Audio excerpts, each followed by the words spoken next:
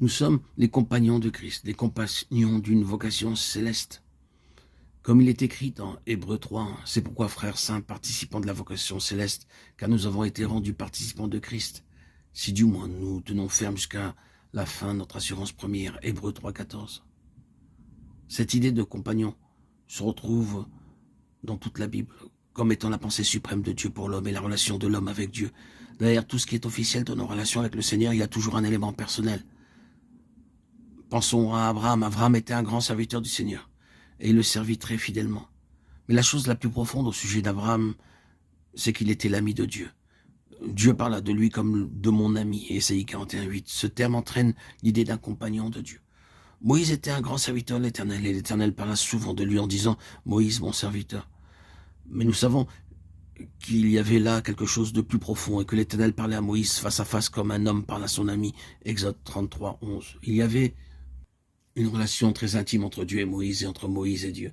En réalité, Moïse était un compagnon de l'Éternel. Et qu'en est-il de David? Il nous a dit beaucoup de choses à son sujet, mais la plus grande de toutes, c'est celle que Dieu a dite de lui, un homme selon mon cœur, Actes 13:22. C'est la signification d'un compagnon du Seigneur. Lorsque le Seigneur Jésus vint sur cette terre, il choisit ses disciples et ses apôtres sur la base de cette relation de compagnon. Appelons-les disciples si nous le désirons, ceux qui devaient entrer dans l'école de Christ et être enseignés. Appelons-les apôtres comme ceux qui devaient être envoyés par lui. Mais le sens le plus profond dans leur relation avec lui, c'est qu'ils étaient ses compagnons. Vers la fin du temps qu'ils passèrent ensemble, il leur dit « Vous avez persévéré avec moi dans mes épreuves » Luc 22:28. Ils étaient ses compagnons dans la vie et ses compagnons dans la souffrance. Il dit « Vous êtes mes amis » Jean 15:14. Lorsque nous arrivons à l'église, elle n'est pas une institution officielle ecclésiastique. Ce terme est très froid, très formaliste et très distant. Mais lorsque le Seigneur parle de son église, c'est toujours en termes d'amour. L'église de Dieu qu'il s'est acquise par son propre sang, Acte 20:28. Christ a aimé l'église et s'est livré lui-même pour elle, Éphésiens 5:25.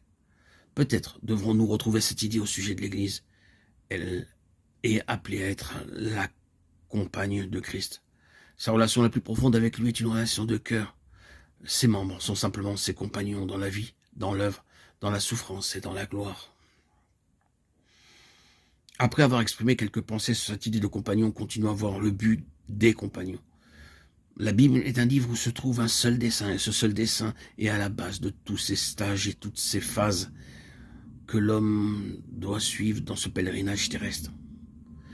Il est à la base de la création, à la base de la préscience divine, à la base de l'élection, à la base des hommes que Dieu a choisis, à la base de tous les mouvements de Dieu dans toute la Bible, à la base de toutes les figures, de tous les symboles et à la base des trois grandes sections de l'Ancien Testament, la section du sacerdoce, suivie par la section de la royauté, et suivie ensuite par la section des prophètes.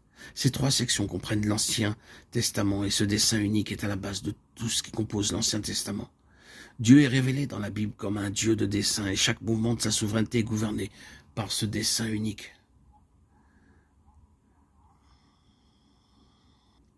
Et quel est donc ce dessein unique dans et à travers toute chose? Il est concentré sur le Fils de Dieu. En toute chose, Dieu avait en vue son Fils seul. Le toute chose est un terme très vaste, mais tout est renfermé dans le Fils de Dieu.